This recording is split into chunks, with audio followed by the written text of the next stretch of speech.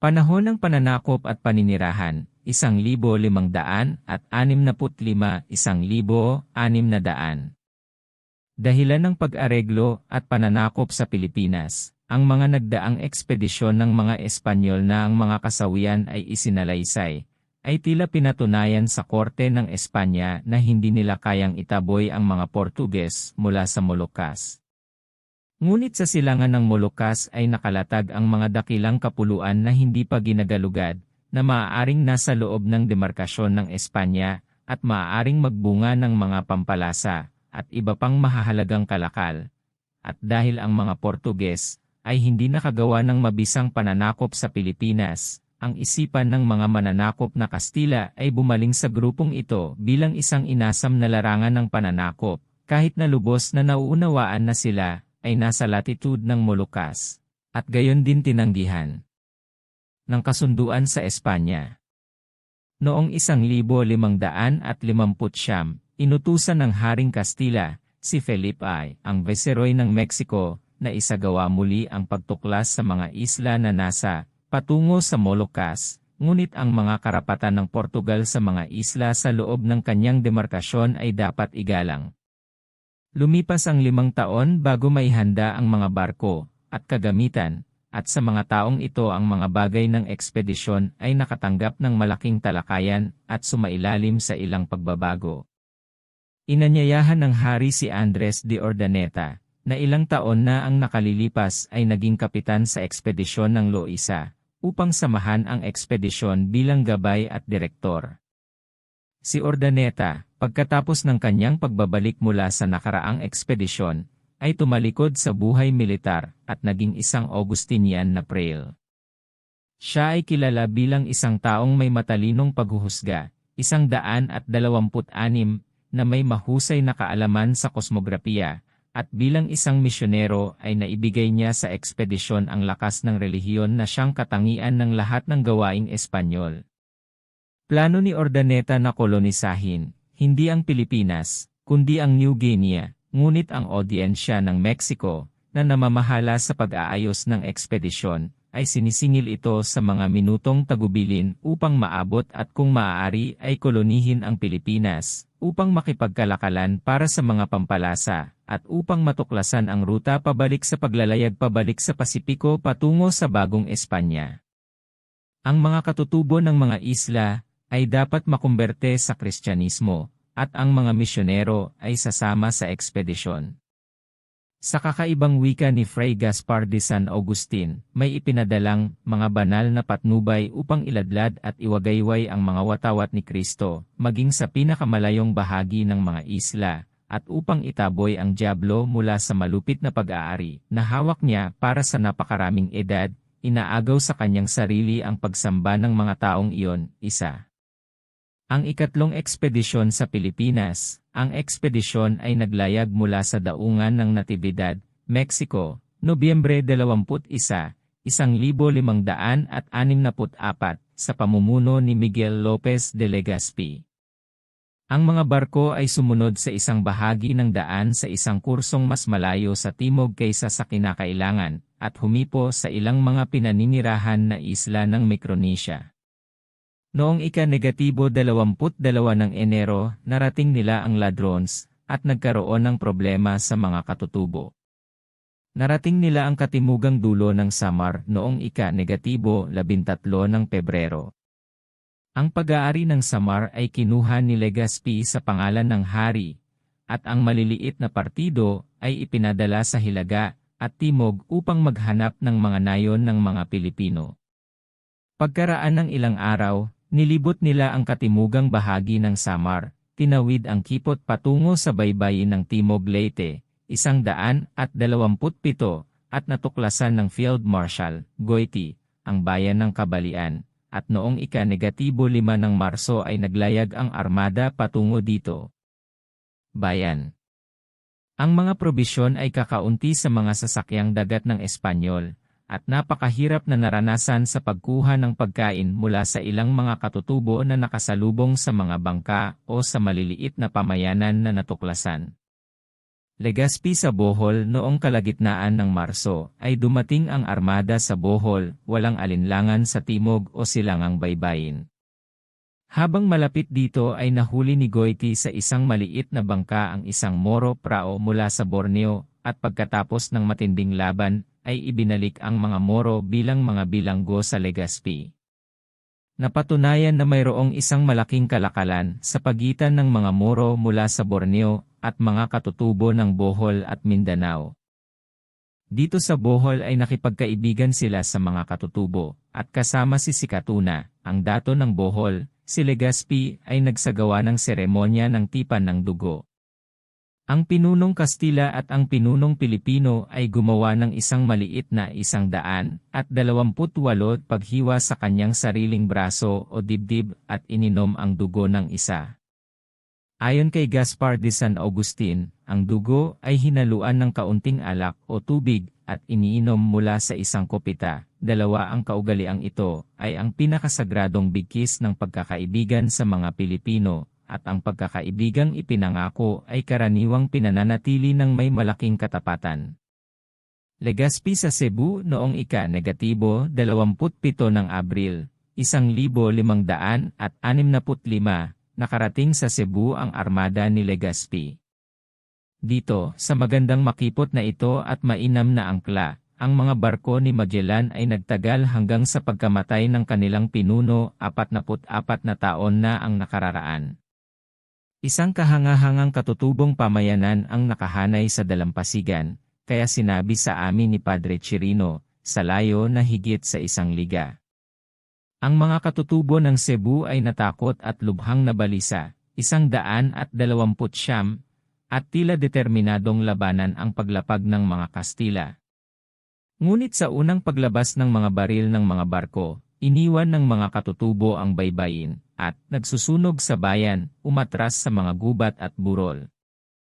Nang walang pagkawala ng buhay ang mga Kastila ay dumaong, at sinakop ang daungan at bayan. Paghahanap ng banal na anak ng Cebu. Nakita ng mga sundalong Espanyol sa isa sa mga bahay ng mga katutubo ang isang maliit na larawang kahoy ng Batang Jesus.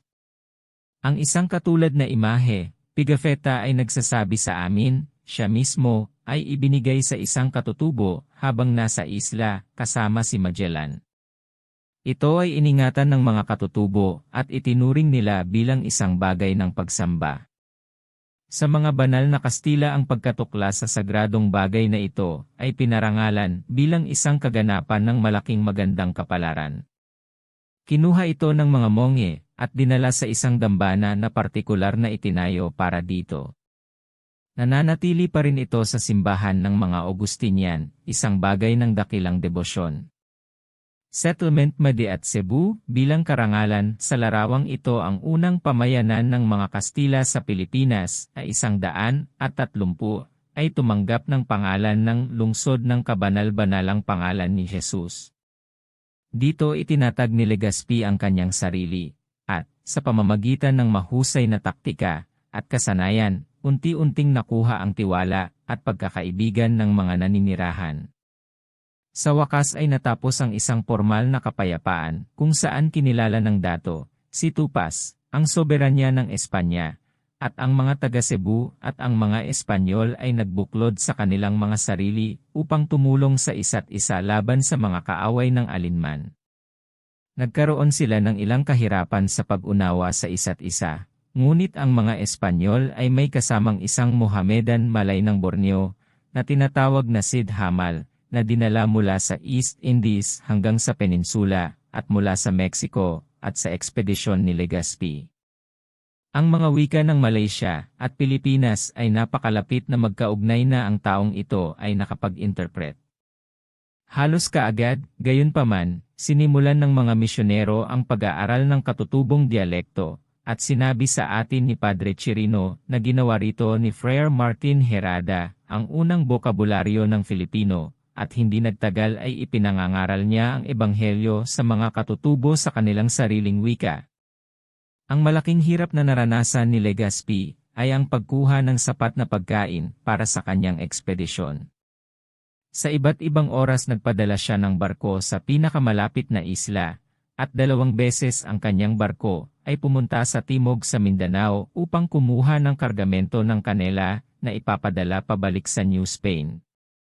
Kaya buwan-buwan ay nakilala ng mga Kastila ang magandang isla ng dagat ng Kapuluan, kasama ang mga luntiang isla at makikinang na mga piraso ng tubig, ang mga ligtas na daungan nito at magagandang pamayanan.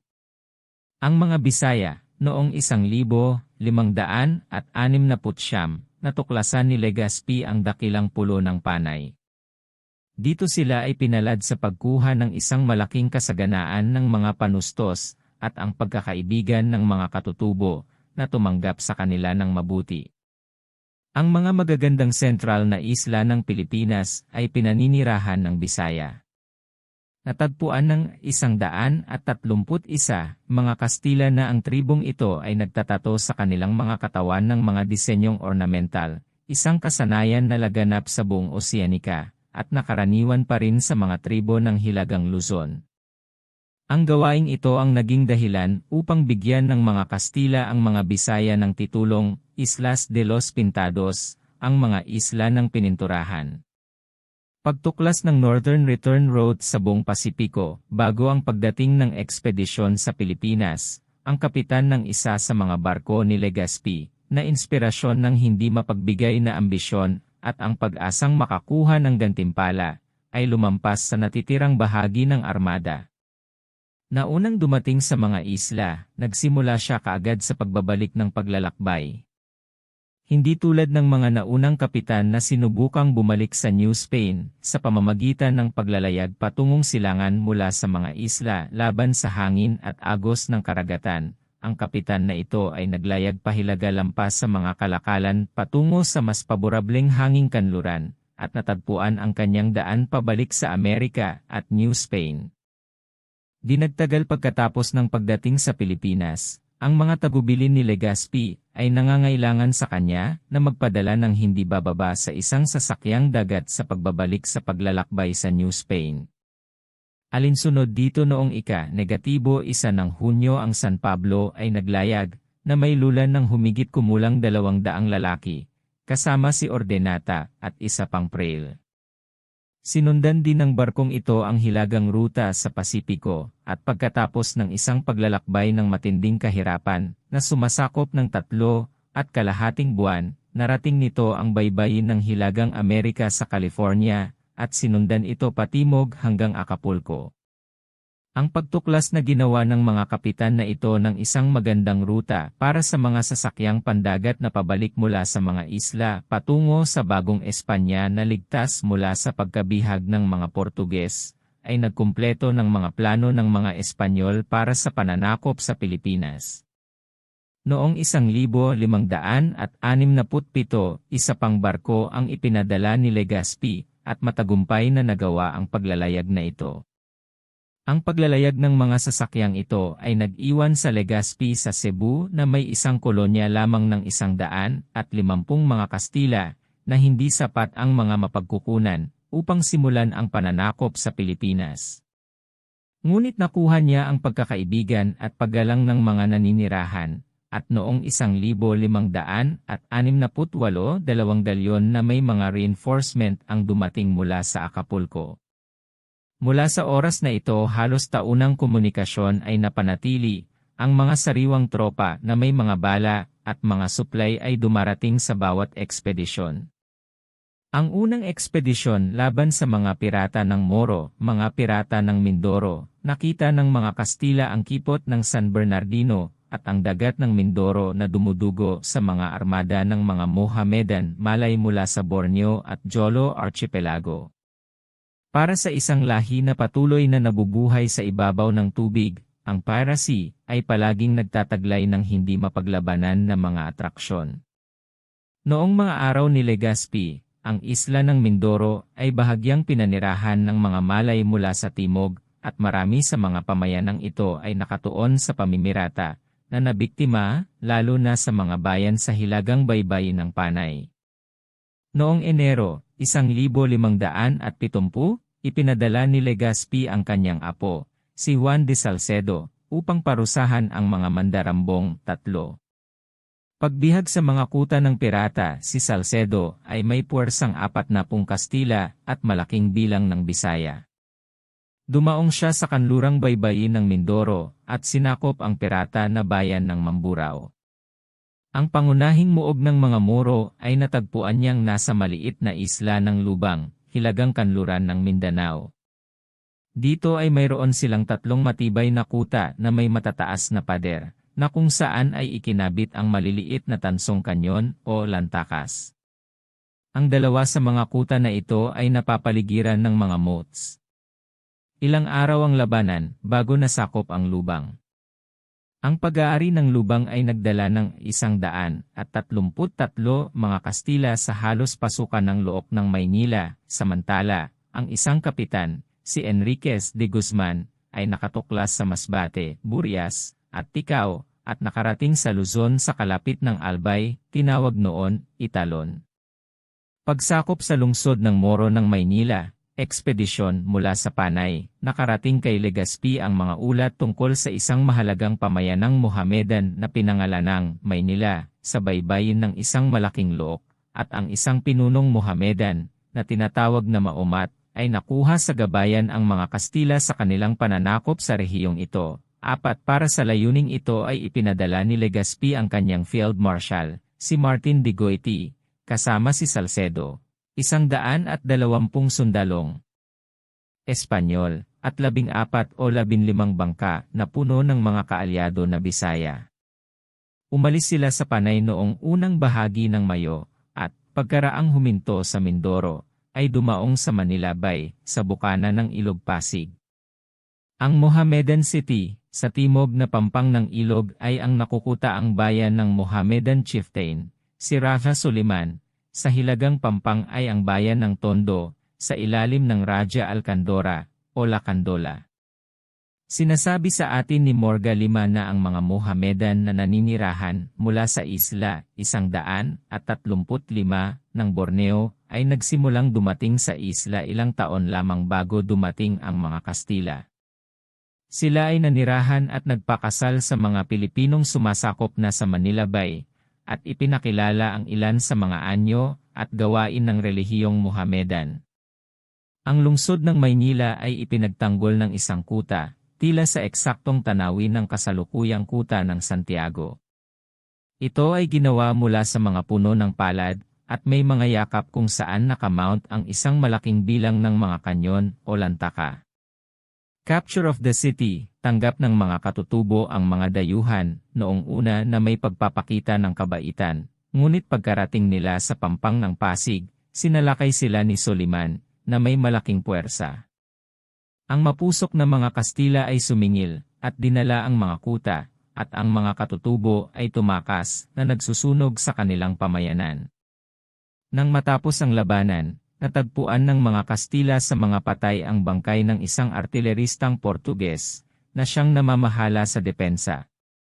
Walang alinlangan na siya ay isa na umalis mula sa garison ng Portuges na malayo sa timog sa kapuluan ng India, upang ihulog ang kanyang kapalaran, kasama ang mga Malay.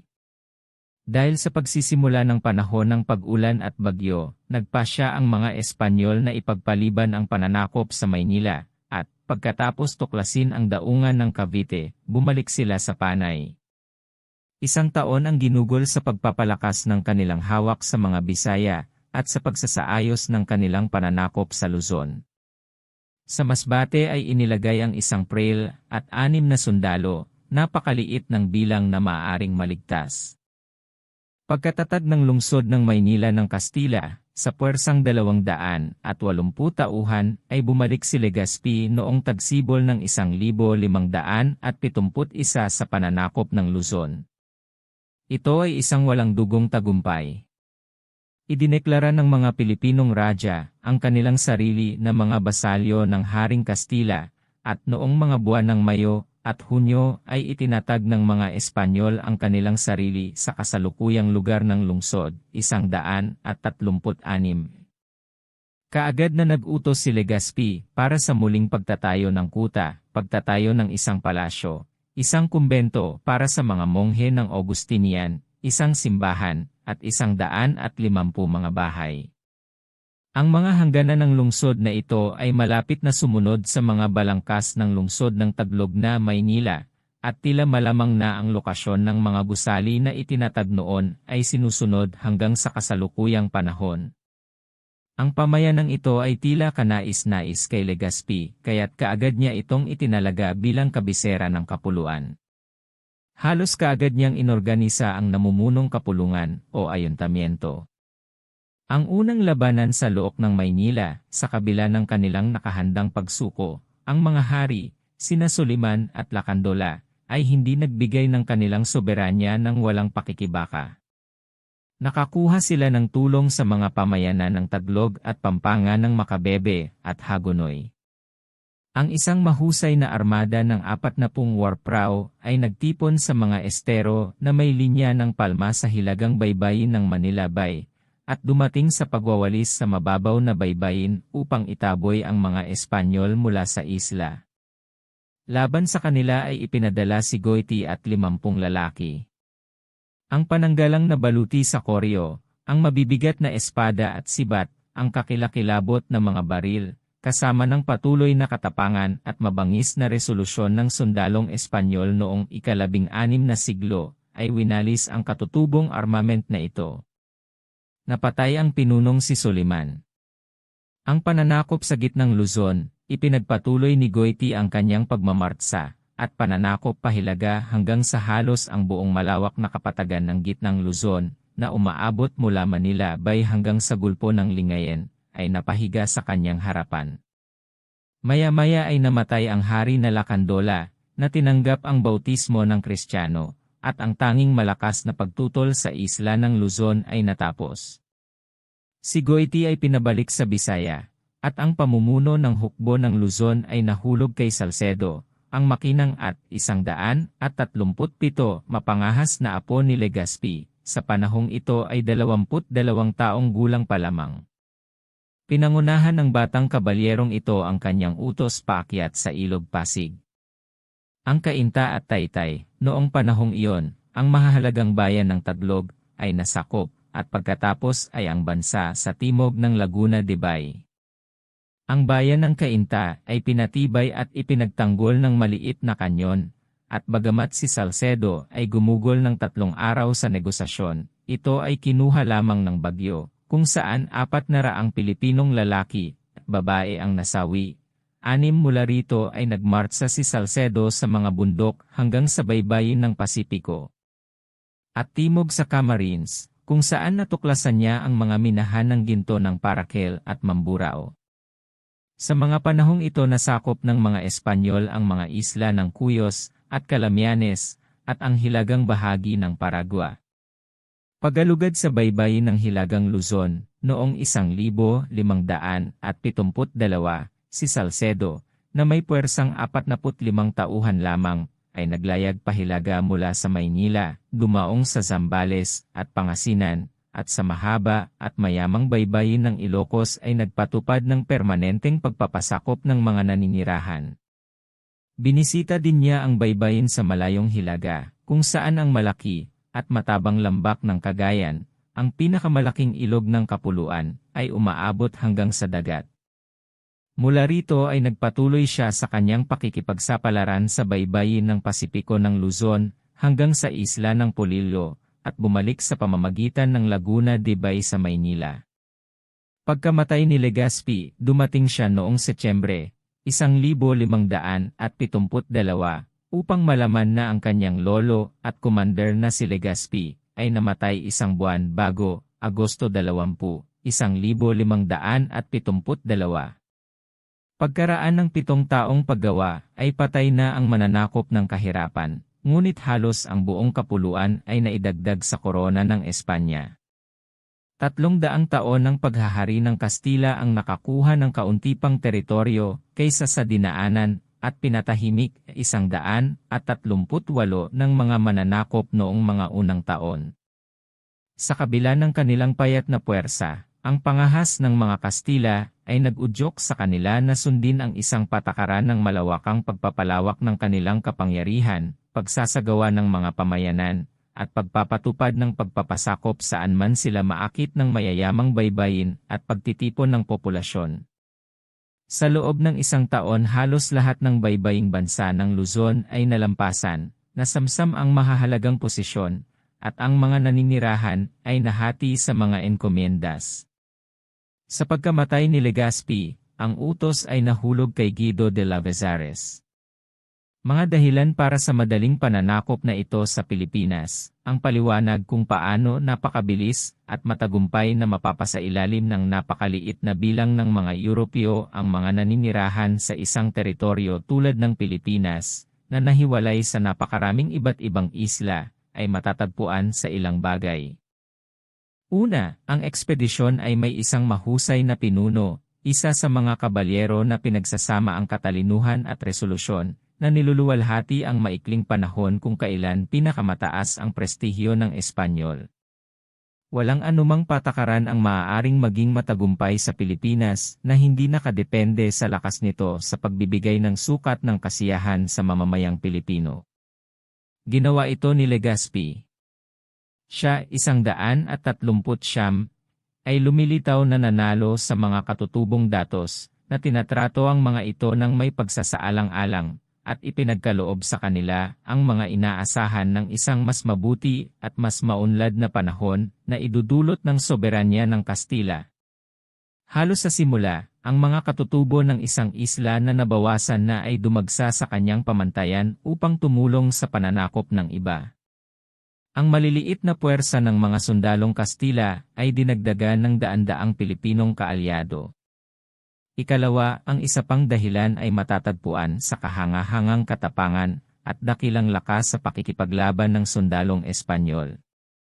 Ang bawat tao, napakahusay na nakabaluti at may sandata, nakamamatay sa alinman sa espada o sibat, na may dalang dagdag na arkebus, ang pinakamahusay na baril sa panahong iyon, ay pantay-pantay sa pakikipaglaban sa maraming katutubo na maaaring magdiin sa kanya gamit ang kanilang mga hubad na katawan at mas mababang armas.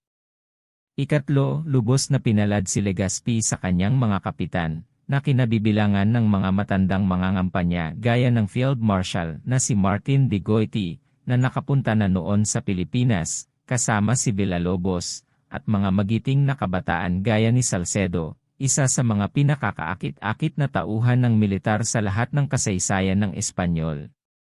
Ika-4, sa pagsasaalang-alang sa pananakop na ito ng mga Kastila, dapat nating maunawaan na ang mga isla ay higit na kakaunti ang naninirahan kaysa sa kasalukuyan. Ang mga isla ng Bisaya, ang mayamang Camarines, ang isla ng Luzon, noong panahon ni Legazpi, ay mayroon lamang maliit na bahagi ng kanilang kasalukuyang malalaking populasyon. Ang populasyon na ito ay hindi lamang maliit, ngunit ito rin ay lubhang hindi pagkakaisa. Hindi lamang ang mga dakilang tribo ay pinaghiwalay ng mga pagkakaiba ng wika, ngunit, tulad ng nakita na natin, ang bawat maliit na komunidad ay halos independyente, at ang kapangyarihan ng isang dato ay napakalimitado. Walang mga dakilang prinsipe, na may malalaking puwersa ng pakikipaglaban na mga retainer na maaari nilang tawagin sa sandata, tulad ng nakatagpo ng Portuges, 140 sa mga malay sa timog sa Moluccas. Ikalima, ngunit tiyak na isa sa pinakadakilang salik sa pagbigay ng Pilipino sa Kastila, ay ang pangangaral ng mga misyonerong Fraile. Walang taong napakalakas sa isang hindi maliwanagan at barbaro, na lahi gaya niya na nag-aangkin ng kapangyarihan mula sa Diyos. At ang pangangaral ng pananampalatayang Katoliko, kasama ang kahanga-hanga at dramatikong mga paglilingkod, ang mga banal na sakramento nito, ang kapangyarihan nitong mahuli ang atensyon at agad na tanggapin ang bastos na pag-iisip sa bilog ng ministeryo nito, ang nanalo sa puso ng Pilipino. Walang pag-aalinlangan na siya ay handa at sabik para sa isang mas mataas at tunay na paniniwala at seremonyal na relihiyon. Walang makapangyarihang katutubong pagkapari na sumalungat sa pagpapakilala ng Kristyanismo. Ang pangangaral ng pananampalataya at ang pagbibinyag ng mga convert ay nagpatuloy halos kasing bilis ng pagmamartsa ng mga sundalo ni Salcedo.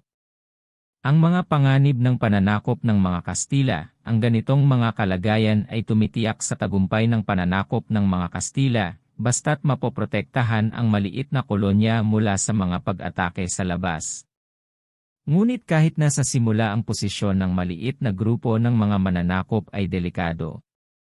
Ang kanilang bilang ay maliit at lubhang kailangan, at ang kanilang tanging pinagmumulan ng tulong ay nasa libu-libong milya ang layo, sa kabila ng pinakadakilang anyong tubig sa lupa, sa isang lupain mismo, na isang kolonya na bagong agaw mula sa kamay ng Indian. Sa kabila ng makipot na tubig ng dagat ng China, ilang araw lamang ang layo, kahit nasa mabagal na paglalayag ng mga junks, ay nakalatag ang mga baybayin ng pinakamataong bansa sa mundo. Sa mga araw na iyon ay hindi tutol sa dayuhang pananakop.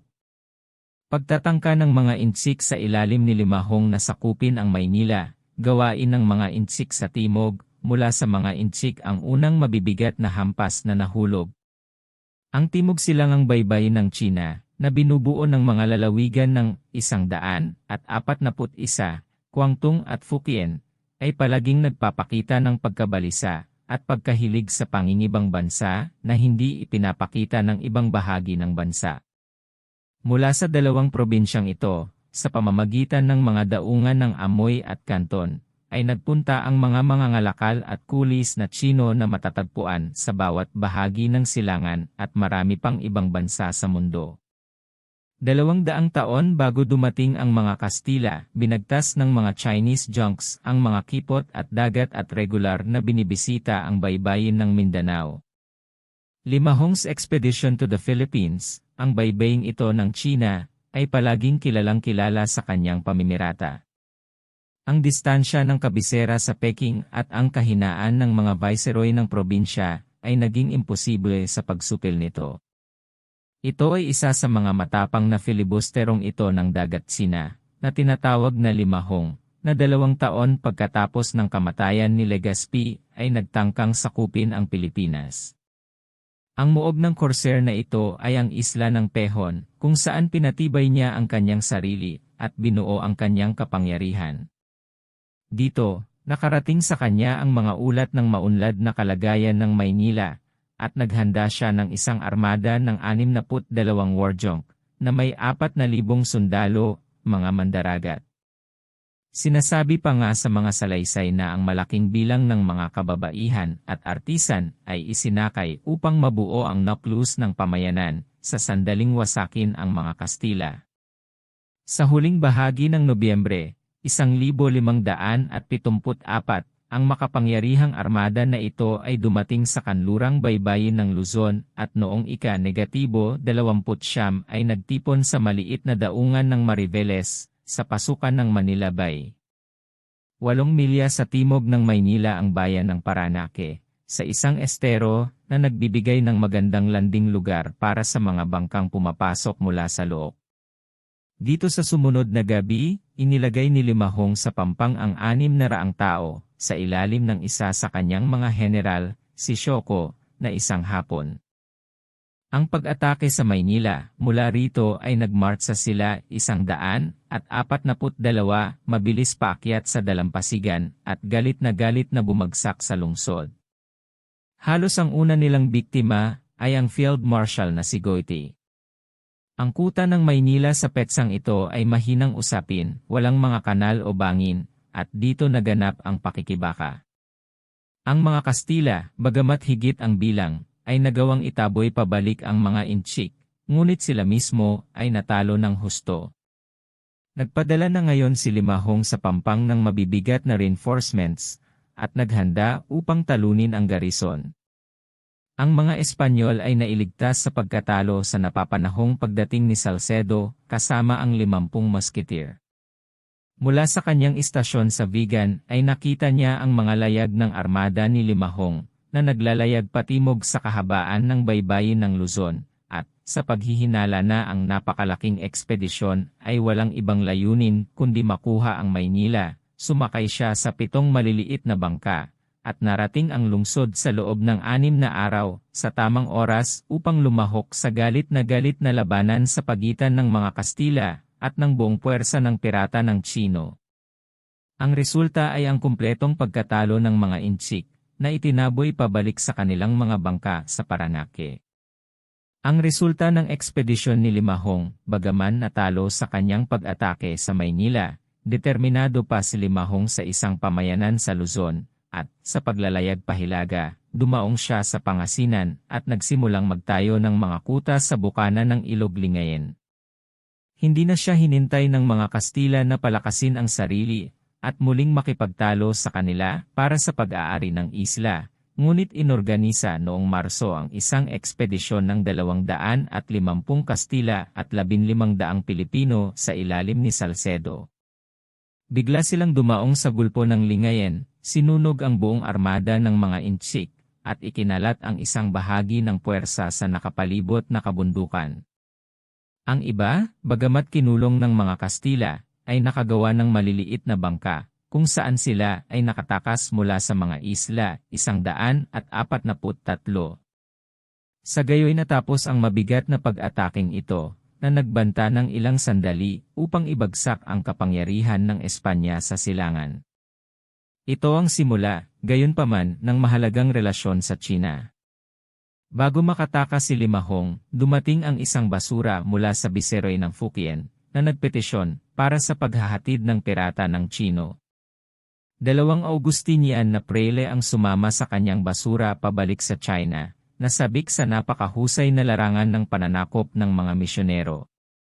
Nagdala sila ng mga liham mula kay Labezares na nag-aanyaya sa pakikipagkaibigan at pakikipagtalik ng mga Chino. Simula ng bagong panahon ng pananakop, noong tagsibol ng 1,576, namatay si Salcedo sa Vigan, sa edad na 27. Sa kanyang pagkamatay ay masasabing magsasara ang unang yugto ng kasaysayan sa Pilipinas, ang pananakop mula 1,565 hanggang 1,576. Sa sumunod na 25 taon ay hindi nasiyahan ang mga ambisyon ng mga Kastila sa paggalugad nito. Kapuluan, ngunit may mga mas malaki at mas kapansin-pansing mga pananakop, kung saan ang isip ng parehong sundalo at pari ay naghahangad. Sa kabila ng pakikipag-ayo sa Portugal, nakit pa rin sila ng mayamang Spice Islands sa timog, at di nagtagal ay nahayag ang matabang baybayin ng Siam at Cambodia, ang dakilang imperyo ng China, ang magandang isla ng Formosa, at ang kapuluan ng Hapon. Ang mga ito, kasama ang kanilang malalaking populasyon at kayamanan, ay mas kaakit-akit na mga larangan kaysa sa mahihirap at kakaunti ang populasyon sa mga baybayin ng Pilipinas. Kaya, sa susunod na quarter ng isang siglo, ang patakaran ng mga Kastila sa Pilipinas ay hindi gaanong paunlarin ang mga islang ito sa kanilang sarili, kundi gawin itong sentro para sa komersyal at espiritual na pananakop ng silangan. 144. Isang kasunduan sa mga Inchik. Dumating sa isla ang bagong gobernador noong Agosto, 1575. Siya si Dr. Francisco Lasande. Noong Oktubre ay bumalik ang mga embahador na ipinadala ni Labezares sa China. Tinanggap sila ng Viceroy ng Fukien, na may maraming seremonya. Hindi niya pinahintulutang manatili ang mga prele, ngunit ipinasa niya ang sulat ng gobernador sa emperador ng China. Noong Pebrero kasunod ay dumating ang isang embahada ng China, na nagbigay ng daungan ng imperyo kung saan maaaring makipagkalakalan ang mga Kastila. Ang daungan na ito, marahil, ay ang amoy, na patuloy na naging pangunahing daungan ng komunikasyon sa China hanggang sa kasalukuyan. Walang alinlangang komersyo, at hindi ang mga misyonero ang nais ng mga Inchik. 2 Augustinian ang nagtangkang bumalik kasama ang embahada na ito sa China, ngunit ang mga Inchik sa pag-alis sa daungan ng Maynila ay dumaong sa baybayin ng Zambales, kung saan hinagupit nila ang mga misyonero, pinatay ang kanilang mga alipin at tagapagsalin, at iniwan ang mga prail na nakagapos sa mga puno kung saan sila nagmula. Iniligtas ng isang maliit na grupo ng mga Kastila na nagkataong dumaan sa daang iyon. Ang noted voyage ni Sir Francis Drake, ang taong 1577 ay kapansin-pansin sa paglitaw sa silangan ng dakilang kapitan ng dagat ng Inglos, freebooter, at bayani ng hukbong dagat, si Francis Drake. Ang Inglaterra at Espanya, sa sandaling ito, bagamat hindi aktwal na nasa digmaan, ay mabilis na lumalapit sa tunggalian, na naging dahilan ng kanilang tradisyonal na mga kaaway sa loob ng maraming siglo. Ang Spain ay ang kampiyon ng Roman ecclesiasticism. Ang kanyang hari, si Philip II, ay hindi lamang isang malupit na panatiko, ngunit isang politiko ng malawak na ambisyon. Kasama sa kanyang mga pakana ang pananakop sa Pransya at Inglaterra, ang pagpuksa sa Protestantismo, at ang pagpapasakop ng Europa sa kanyang sariling otoridad at ng Romanong otoridad.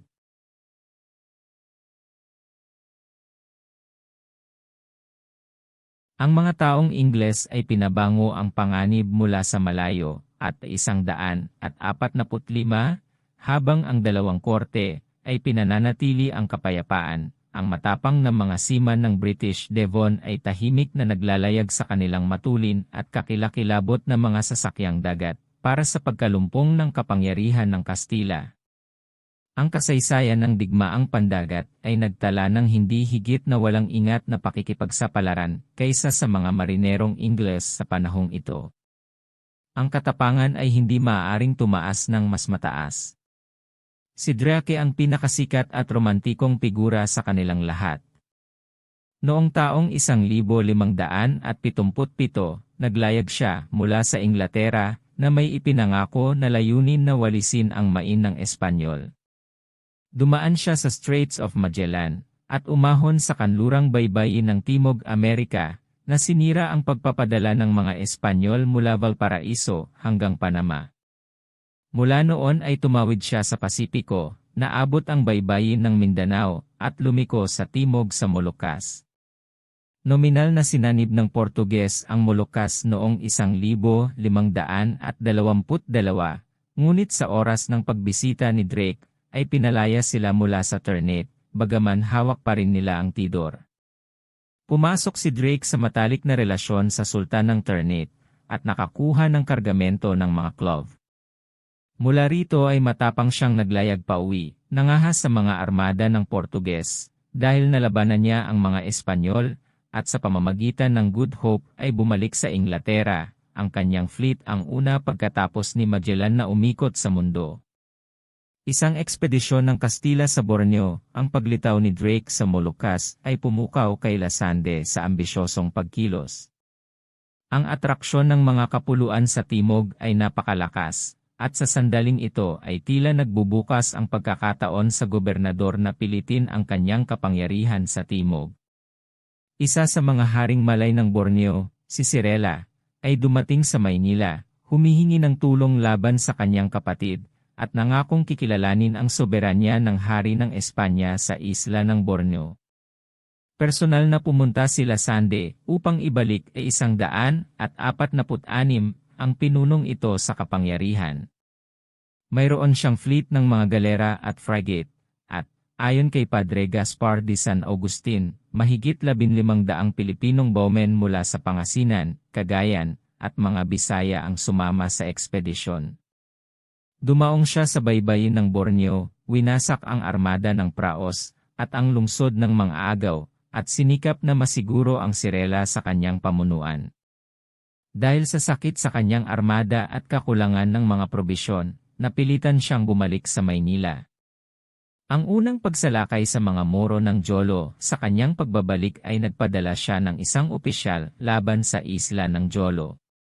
Pinilit ng opisyal na ito na kilalanin ng mga Joloano ang kanyang kapangyarihan, at mula roon ay dumaan siya sa isla ng Mindanao, kung saan lalo niyang pinairal ang pagsunod sa mga katutubo. Ito ang simula ng mga ekspedisyon ng Espanyol laban sa mga Moro, na nagkaroon ng epekto ng pagpukaw sa mga pirata ng Mohamedan na ito ng kakilakilabot na paghihiganti. Sa ilalim ng Lasande ang pananakop ng Camarines ay natapos ni Kapitan Juan Chaves at itinatag ang lungsod ng Nueva Cáceres. Ang paghirang kay Gobernador Ronquillo, Ang pare-parehong patakaran ng pamahalaang Kastila na limitahan ang termino ng panunungkulan ng gobernador sa maikling panahon ng mga taon. Isa ito sa mga walang kabuluhang probisyon kung saan sinubukan ng Espanya na kontrolin ang parehong ambisyon at ang katakawan ng kanyang mga kolonyal na kapitan. Ngunit ipinagkaloob sa kanya ni Don Gonzalo Ronquillo ang pagkagobernador ng Pilipinas habang buhay, sa kondisyon ng kanyang pagtataas at pagsangkap sa isang puwersa ng 600 sa Espanya, higit sa lahat sa kanyang sariling gastos, para sa mas mabuting proteksyon at pagpapatahimik ng kapuluan. Ginawa ito ni Ronquillo na dinala ang kanyang ekspedisyon sa paraan ng Panama. Dumating siya noong Abril, 1580 at bagamat namatay siya sa pagtatapos ng 3 taon, ang kanyang pamamahala ay dumating sa isang mahalagang panahon, 147. Pinagsama ang mga kolonya ng Kastila at ng Portuges, noong 1580, sinakop at isinama ni Philip I sa Espanya ang kaharian ng Portugal, at kasama ng Portugal ay kinakailangang mapunta sa korona ng mga Espanyol ang mayayamang silangang kolonya na napanalunan ng kagitingan nina da Gama at Albuquerque. Nakuha muli ng Portugal ang kanyang kalayaan noong 1640, ngunit sa loob ng maraming taon ang Maynila ay ang kabisera ng isang kolonyal na imperyo na umaabot mula sa Goa sa India hanggang Formosa. Mga pangyayari sa pamumuno ni Ronquillo, si Ronquillo, sa ilalim ng mga utos ng korona, ay nakipagsulatan sa kapitan ng kuta ng Portuges na isla ng Tidor, at ang kapitan ng Tidor ay nagpetisyon kay Ronquillo para sa tulong sa muling pagsakop sa mapang-akit na isla ng Ternate. Nagpadala si Ronquillo sa timog ng isang malaking ekspedisyon, ngunit pagkarating sa Molucas ang sakit na beriberi sa kampo ng mga Espanyol ay natalo ang gawain. Nagpadala rin si Ronquillo ng maliit na armada sa mga baybayin ng Borneo at Malacca, kung saan limitado ang dami ng paminta. Ang ilang taon ng paghahari ni Ronquillo ay mahalaga sa ibang paraan. Isang kolonya ng mga Kastila ang itinatag sa Oton, sa isla ng Panay, na tinawag na Arvalo, Iloilo. At sa ilalim ni Ronquillo ay napatahimik sa unang pagkakataon ang dakilang lambak ng Cagayan. Sa bukana ng ilog isang Japanese adventurer, Taifusa, o Taizufu, ay itinatag ang kanyang sarili, at sinusubukang sakupin ang mahalagang bahagi na ito ng Hilagang Luzon. Ipinadala ni Ronquillo laban sa kanya si Kapitan Carrion, na nagpatalsik sa nanghihimasok at itinatag sa kasalukuyang lugar ng Laolo ang lungsod ng Nueva Segovia. 2 Prel ang sumama sa ekspedisyong ito, at naging permanente ang pananakop sa lambak na ito ng mga Kastila. Ang unang alitan sa pagitan ng simbahan at estado, noong Marso, 1581, dumating ang unang obispo ng Maynila, 148, Domingo de Salazar. Halos agad na nagsimula ang mga salungatan sa pagitan ng espiritual at sibil na mga otoridad, at sa pagitan ng obispo at ng mga regular na orden na pumupuno sa kasaysayan ng mga isla.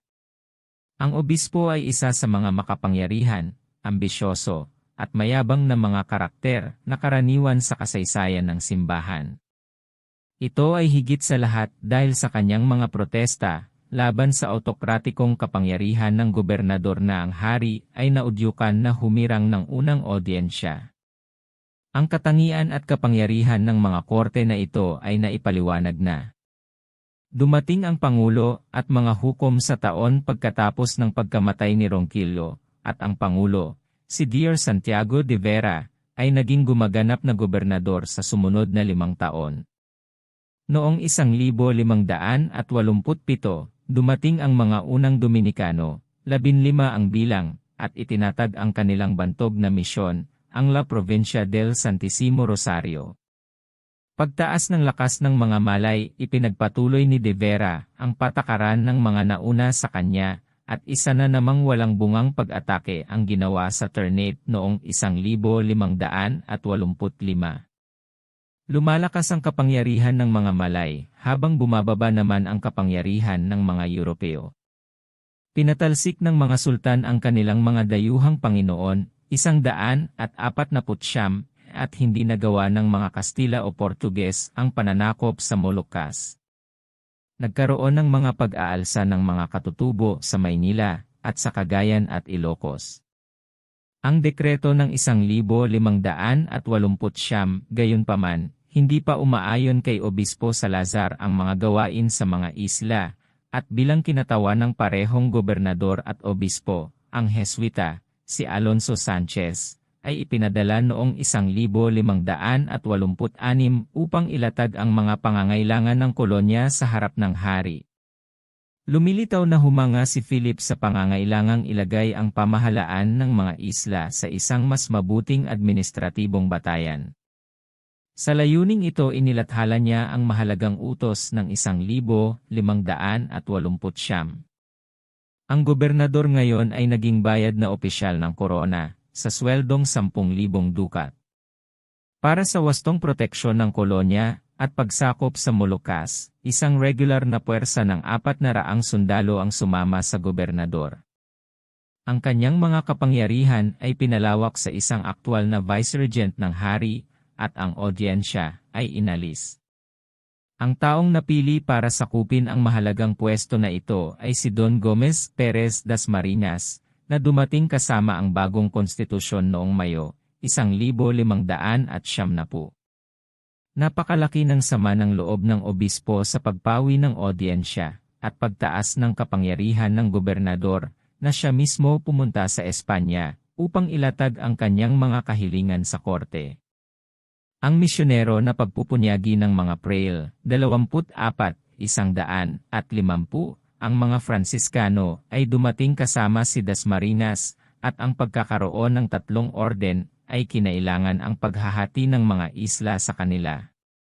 Ang pinakamatinding tunggalian at paninibugho ay umiral sa kanila dahil sa pag-uusig ng mga misyon sa mas maraming dayuhang lupain. Para sa mga misyonero sa panahong ito ay tila isang posibleng bagay na i-convert ang mga dakila at konserbatibong bansa ng China at Japan sa relihiyong kanluranin. Sa buwan ng pagdating ni Dasmariñas, isang kumpanya ng mga Dominikano ang nagtangkang makahanap ng misyon sa China, at isang embahada na nagmumula sa Japan upang humingi ng vassalage mula sa Pilipinas. 4 sa mga bagong dating na Pransiskano ang sumama sa mga Hapones sa kanilang pagbabalik. Makalipas ang 1 taon, noong 1572,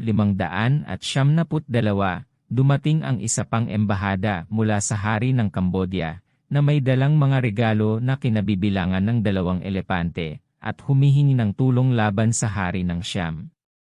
Ito ang simula ng isang alyansa sa pagitan ng Cambodia at Pilipinas na tumagal ng maraming taon, at nagdulot ng madalas na tulong militar at maraming pagsisikap na mabago ang bansang iyon.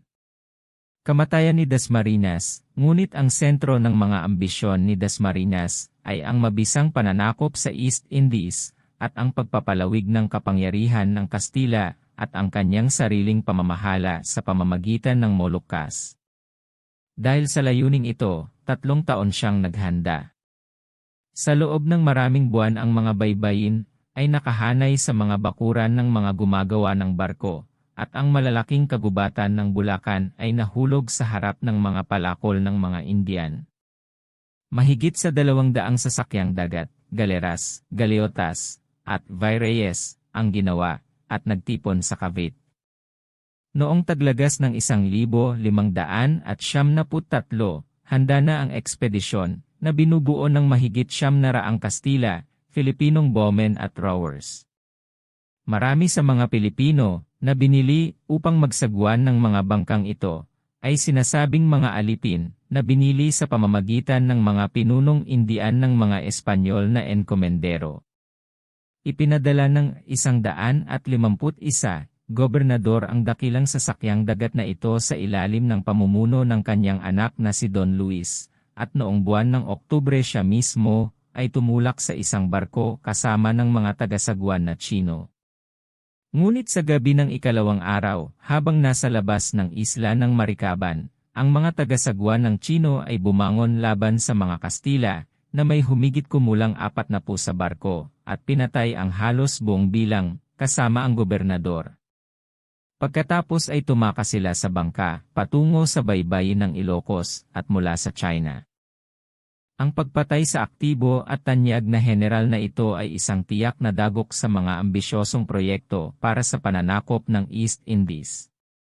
Kabilang sa iba pang mga papeles na dinala ni Dasmariñas mula sa Espanya, ay isang maharlikang sedula na nagbibigay sa kanya ng kapangyarihang maghirang sa kanyang kahalili, na napatunayang anak niyang si Don Luis, na pagkatapos ng ilang kahirapan, ay pansamantalang nagtagumpay sa posisyon ng kanyang ama. Pagdating ng mga Heswita, noong Hunyo, 1575, dumating si Don Antonio de Morga, na itinalagang asesor at tenyente gobernador ng mga isla, upang humalili kay Don Luis. Kasama ni Morga ang unang mga misyonerong Heswita. Siya rin ang may dala ng utos na nagbibigay sa mga Heswita ng eksklusibong pribilehiyo ng pagsasagawa ng mga misyon sa China at Japan. Ang iba pang mga utos ay ipinagbabawal na dumaan sa labas ng mga isla. Isang pagtatangka na kolonyahin ang Mindanao, noong 1576, natanggap ni Kapitan Rodriguez de Figueroa ang titulong gobernador ng Mindanao, na may eksklusibong karapatan na kolonihin ang isla para sa kalawakan ng dalawang buhay. Umalis siya sa Iloilo noong Abril kasama ang 214 na Nakastila, 2 paring Heswita, at maraming katutubo. Dumating sila sa Rio Grande ng Mindanao, kung saan ang mapanghamon na dato, si Silonga, ay nagpatibay at nilabanan sila. Halos agad-agad na si Figueroa, ay padalos-dalos na nakipagsapalaran sa Pampang at napatay ng mga Moro. Ang mga reinforcement ay ipinadala sa ilalim ni Don Juan Ronquillo, na, pagkatapos halos 152 dalhin ang mga datos sa pagsusumit, ay iniwan ang lahat ng kanyang natamo. Sinunog ng mga Espanyol ang kanilang mga kuta sa Rio Grande, at nagretiro sa Caldera, malapit sa Zamboanga, kung saan nagtayo sila ng presidyo. Pagkamatay ng mga Pransiskano sa Japan, dumating ang bagong gobernador na si Don Francisco Tello de Guzman, noong Hunyo 1, 1576. Dati siyang ingat-yaman ng Casa de Contratación sa Seville. Di nagtagal pagkatapos ng kanyang pagdating isang mahalaga at malubhang trahedya ang naganap sa Japan. Dumaong ang barko para sa Acapulco sa baybayin ng Hapon, at ang mayaman nitong kargamento ay inagaw ng prinsipeng feudal kung saan humingi ng tulong ang barko. Ang mga Pransiskano ay mayroon ng misyon sa mga islang ito, at nagkaroon ng away sa pagitan nila at ng Portuges na mga Heswita sa larangang ito ng misyonero. Ang huli ay nagtagumpay sa pagkiling sa hukuman ng Hapon laban sa mga Pransiskano, at nang sila'y walang pag-aalinlangang magpilit na ibalik ang ari-arian ng nasirang galyon, si San Felipe, ang emperador, na sakim sa mayamang pandarambong, at nagalit sa kanilang pangangaral, ay sinalubong ang kanilang mga petisyon na may hatol ng kamatayan. Kakilakilabot silang ipinako sa krus sa daungan ng Nagasaki, Pebrero 5, 1577. Ang emperador na ito ay ang mapagmataas at malupit na pinuno, si Taiko Sama. Siya mismo ang nagpaplano ng pananakop sa Pilipinas, nang wakasan ng kamatayan ang kanyang mga plano. Ang unang arsobispo sa Pilipinas, samantala ang mga pagsisikap ni Salazar sa korte ng Espanya, ay nagdulot ng higit pang mahahalagang pagbabago para sa mga isla. Ang muling pagtatatag ng Royal Audiencia ay ipinag-utos, at ang kanyang sariling posisyon ay itinaas sa posisyon ng arsobispo, kasama ang 3 episcopal sees ng Ilocos, Cebu, at Camarines. Hindi siya nabuhay upang pasukin ang katungkulan na ito, at ang unang arsobispo ng Pilipinas ay si Ignacio Santibanez, na namatay din 3 buwan pagkatapos ng kanyang pagdating noong Mayo 28, 1578, 153. Restablishment of the Audiencia. Ang Audiencia ay muling itinatag na may mahusay na karangyaan at seremonya. Ang maharlikang selyo ay dinala sa isang maringal na nakakaparison na kabayo patungo sa katedral, kung saan ang isang Te Deum ay inaawit, at pagkatapos ay sa Casas Riles, kung saan pinasinayaan ang sikat na korte na nagpatuloy ng walang pagkagambala hanggang sa katapusan ng pamamahala ng mga Espanyol. Si Dr. Morga ay isa sa mga unang oidores, at ang pinakamaagang record ng hudisyal na makikita na ngayon sa archive ng hukuman na ito ay isang pangungusap na may lagda. The Rise of Moro Piracy. Ang mga huling taon ng pagkagobernador ni de Guzman ay napuno ng mga problemang nagbabala para sa kinabukasan ng mga isla. Ang presidyo ng Caldera ay winasak ng mga Moro. Kasunod ng tagumpay na ito, noong taong 1579, nilagyan ng mga Moro ng Jolo at Maguindanao ang isang piratical fleet ng 50 karakoas, at tinangay ang mga baybayin ng Bisaya. Ang Cebu, Negros, at Panay ay sinalanta, ang kanilang mga bayan ay sinunog, at ang kanilang mga naninirahan ay dinala bilang mga alipin. Nang sumunod na taon ay nakita ang pagbabalik ng isang mas malaki, at mas nakakatakot na ekspedisyon. Iniwan ng mga taga-Panay ang kanilang mga bayan, at tumakas sa kabundukan, sa paniniwalang ang mga kakilakilabot na pagsalakay na ito ay hango sa mga Kastila. Upang suriin ang mga pirata na ito, si Juan Galinato, na may puwersa ng 200 Kastila, ay ipinadala laban kay Jolo, ngunit, tulad ng maraming mga ekspedisyon na sumunod sa kanya, wala siyang nagawa. Nabunyag ngayon ang kawalan ng kakayahan ng mga Kastila, at nagsimula na ang panahon ng pamimiratang Moro. Mula sa panahong ito hanggang sa kasalukuyan, mga taong 1,800, isinulat ni Zuniga, ang mga Moro na ito ay hindi tumitigil sa pagdagsa sa ating mga kolonya, hindi mabilang ang mga Indian na kanilang nabihag, ang mga bayan na kanilang ninakawan, ang mga rancherya na kanilang sinira, ang mga sasakyang dagat na kanilang nakuha. Wari iniingatan sila ng Diyos sa 154 paghihiganti sa mga Kastila na hindi nila nagawang sakupin sa loob ng 200 taon. Sa kabila ng mga ekspedisyon na ipinadala laban sa kanila, ang mga sandata ay nagpadala ng halos 1 taon upang tugisin sila. Sa kaunting panahon ay nasakop na natin ang lahat ng mga pulo ng Pilipinas, ngunit ang maliit na isla ng Jolo, isang bahagi ng Mindanao, at iba pang mga isla na malapit ay hindi pa natin nasupil hanggang ngayon. 8. Labanan sa Mariveles sa mga Dutch. Noong Oktubre 1600, 2 barkong Dutch ang lumitaw sa mga isla.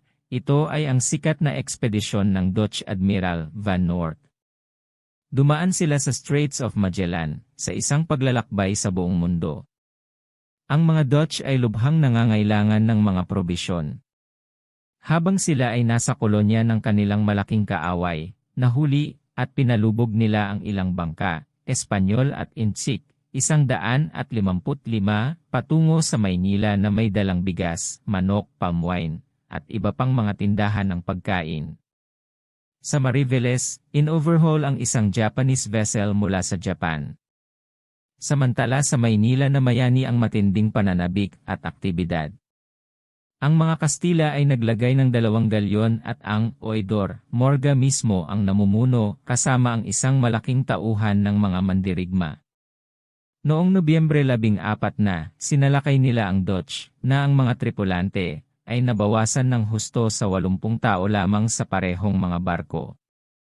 Ang sasakyang pandagat na pinamumunuan ni Morga ay tumakbo pababa sa punong barko ng Van Noort, at sa loob ng maraming oras ang mga barko ay magkatabi habang ang kamay sa kamay na labanan ay nagaganap sa deck at sa hold. Ang mga barko na nasusunog, tinanggal ni Morga ang kanyang barko, na labis na nabasag na lumubog, na may malaking pagkawala ng buhay. Ngunit si Morga at ilang iba pa ay nakarating sa maliit na isla ng Fortuna. Napatay ni Van Noort ang apoy sa kanyang sisidlan, at nakatakas mula sa mga isla. Sa huli ay nakarating siya sa Holland. Nahuli ang kanyang mas maliit na sasakyang dagat kasama ang mga tripulante nito ng 25 lalaki, na pawang nakabitin sa Cavite, Siam. Iba pang problema ng mga Espanyol noong taong 1600, dalawang barko ang tumulak patungong Acapulco, ngunit ang isa ay bumaba sa Catanduanes, at ang isa ay nalunod sa Ladrones. Higit pa sa lahat ng iba pang kasawian, ang Maynila ay dumanas, sa mga huling buwan ng pamahalaang ito, ng isang kakilakilabot na lindol, na sumira sa maraming bahay at simbahan ng mga Heswita, 1-0. Ang mga Moro, ang mga Dutch, ang mga pagkabalisa, at pagkalugi sa dagat, ang mga pagdalaw ng Diyos, gaano karami sa kasaysayan ng ika-17 siglo sa Pilipinas ang puno ng apat na bagay na ito.